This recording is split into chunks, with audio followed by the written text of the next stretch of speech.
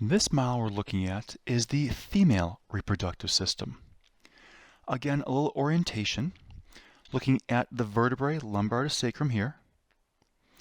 We have the large intestines into the rectum, and this is the pubic symphysis, urinary bladder, and urethra.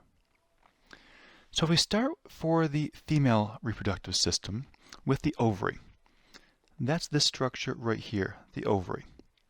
Now that's the site of gamete production in the female system, the eggs or the oocytes.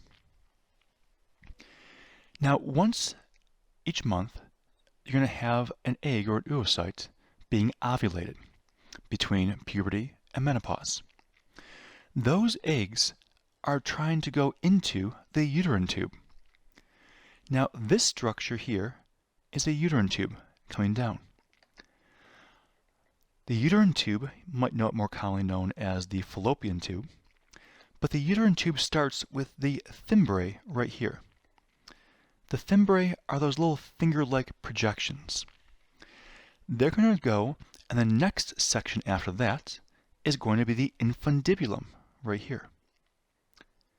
From the infundibulum can go to the ampulla. From the ampulla can head all the way down to the isthmus, which is down coming towards the uterus. So that means there's actually 4 different pieces there making up the uterine tube. You have the fimbriae, you have the infundibulum, the ampulla, and the isthmus. If we follow that uterine tube, it leads us to this structure, which is the uterus. Now the uterus itself is going to have 3 different layers. You'll have the endometrium, the very inside. You have the myometrium, the middle, mostly muscle. And then you're going to have the perimetrium, which is the outside around it. Perimetrium. As you move through the uterus, you come down to the cervix. This is the cervical region. You'll start with the internal os and then the external os, and between is the cervical canal. These indents right there and coming this way are fornix. You're going to have the posterior fornix right here and the anterior fornix right here. Reason being is the cervix is actually a dome shape.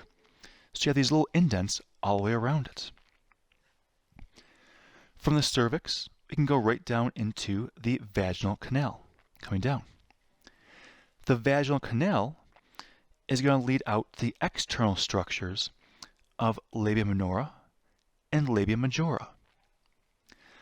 Other structures of note are going to be the clitoris, found right here. And then as well, you're going to have the greater vestibular gland, which should be located right about here. The greater vestibular gland. Now it's not really shown very cleanly in this model, but it would be located at that point. So that's what we're looking at for the female reproductive system.